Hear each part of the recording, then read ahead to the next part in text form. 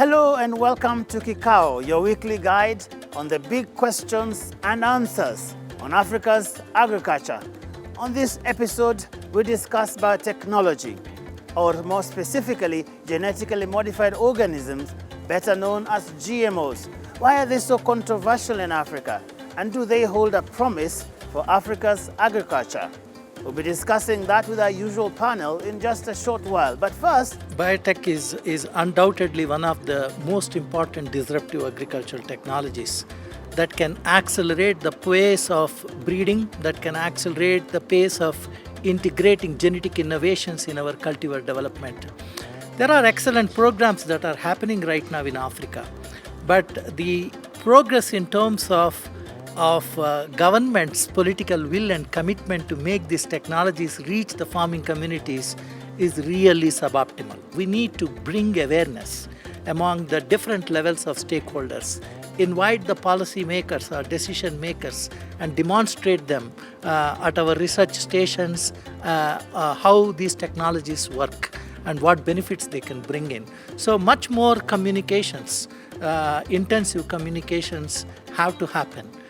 Tailored to the stakeholders at various levels and alleviate the concerns if there are any from diverse groups within the society about these technologies and their power. very well, let's now join our panel led by Dr. Canisius Kanangire, who is the Executive Director of AATF, as they delve deeper into the question of GMOs and their place in Africa.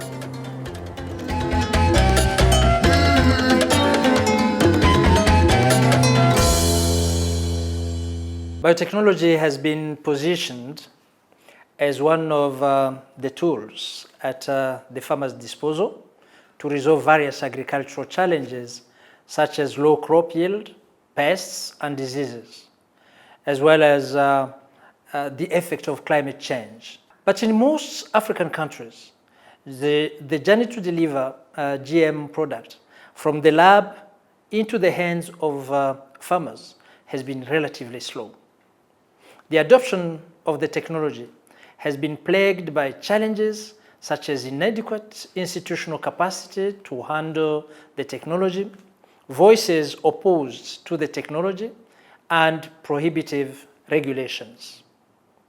On this episode of Kikao, we will examine what it takes to move GM product from research and development to markets. I am your host today, Dr. Canisius Kanangire, call me Canisius, the Executive Director of the African Agricultural Technology Foundation, AATF. And my guest today, Dr. Jeremy Ouedraogo, Director of the African Biosafety Network of Expertise at AUDA NEPAD, and Florence Wambugu, the CEO of Africa Harvests. Florence, Jeremy, you are welcome. Thank you. To Kikao. Thank you. It is nearly 30 years now since the introduction of genetically modified technology. Tell me, what was it for? What did we expect about that technology? I think from my perspective and what we have shared, we expected to solve our problems, just like you have indicated. We expected to solve our food problem. We expected to elevate our poverty. We expected to increase our productivity. We expected to help us in agriculture. So there was an expectation.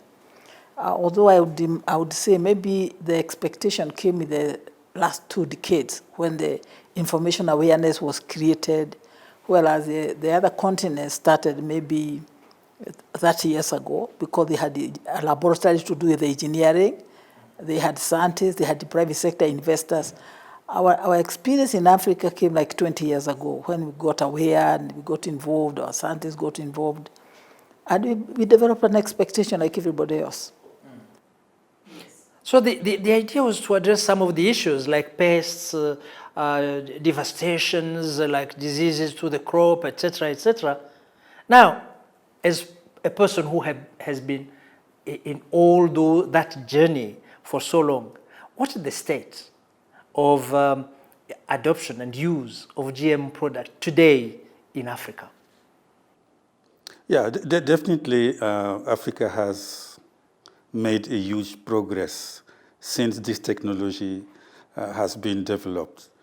It mainly started with, let's say, cash crops like cotton. And Egypt started, followed by Burkina Faso, and today many other countries are definitely adopted. Of course, with some challenges, but this is part of the game. Apart from Burkina Faso today, can say Nigeria, Kenya, Ethiopia, Malawi, Sudan released those crops for Africa farmers to grow. But we recently have many food crops like maize, cassava under trial, really to make sure that we also provide food. Cowpea is one of the very latest in Nigeria, and we expect Burkina Faso and also Ghana really to come with key decisions so that the rate of adoption is raised in the continent.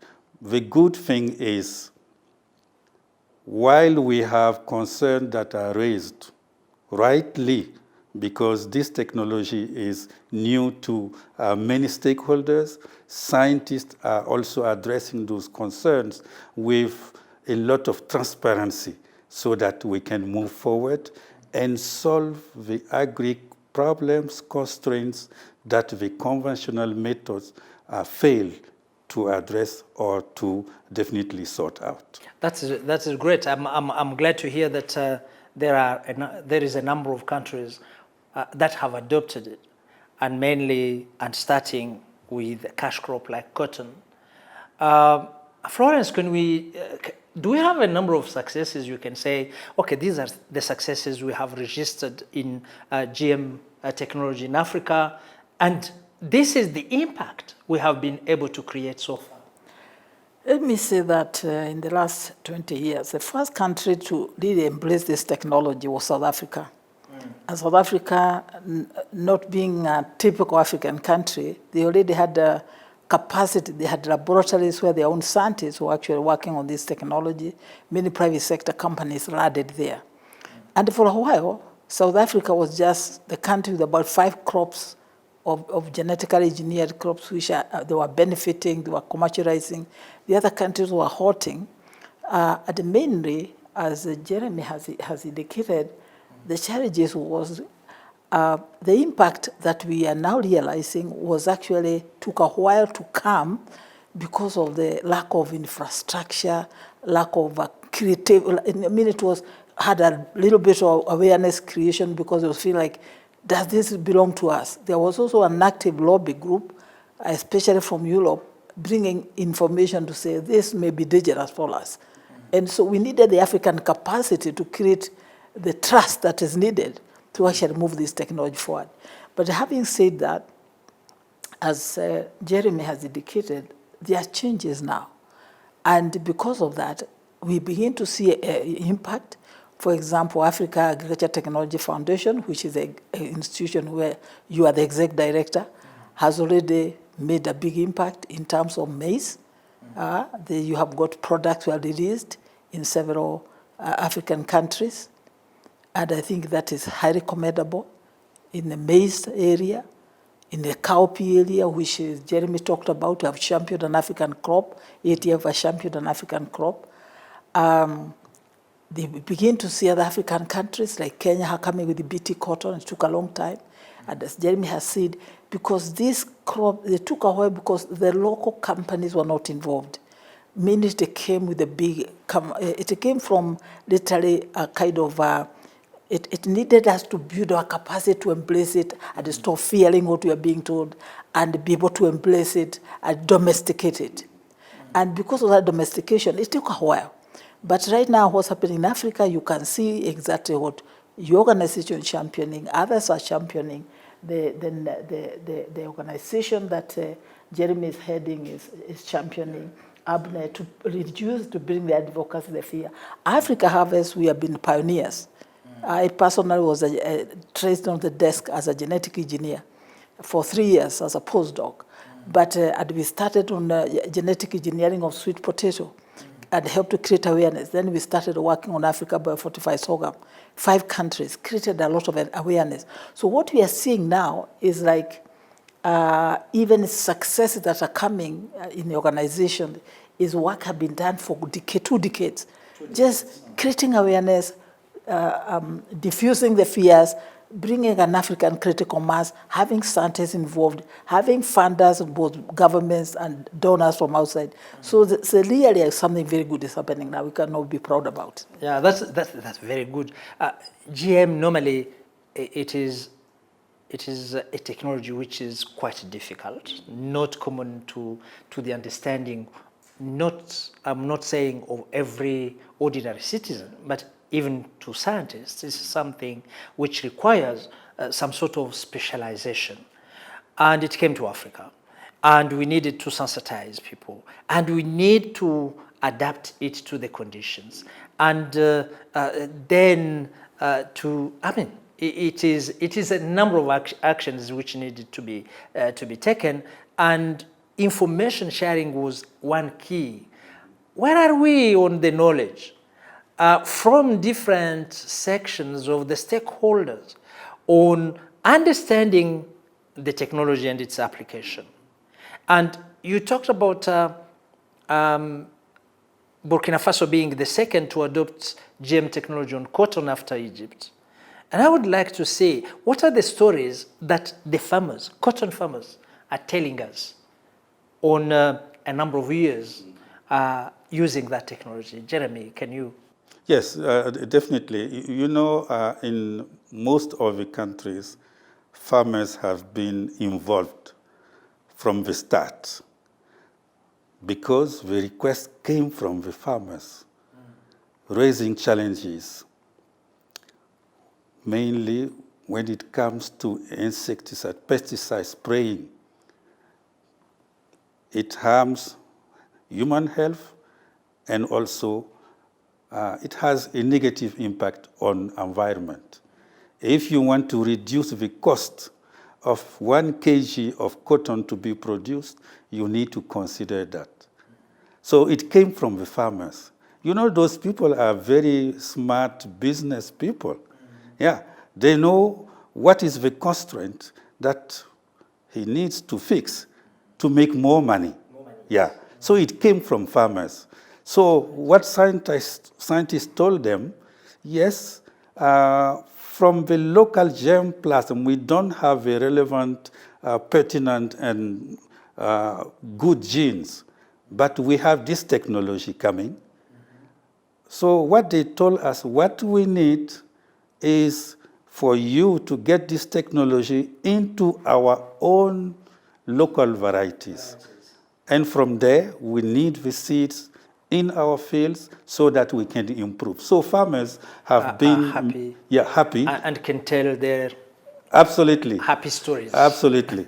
And one key thing that definitely surprised even scientists was some farmers were simply telling, I now have more time to take care of my wife. Yeah, okay. You see, this is something absolutely wonderful. Indeed, technology gives more time to take care of other things which are otherwise sacrifice, I would say. And talking of the demand by the farmers that we need this to to address this challenge. I think that is also part of what made this GMO coming. Florence talked about something, saying, oh, there were other voices coming. And let's take a break. And after the break, we go to those challenges. Great.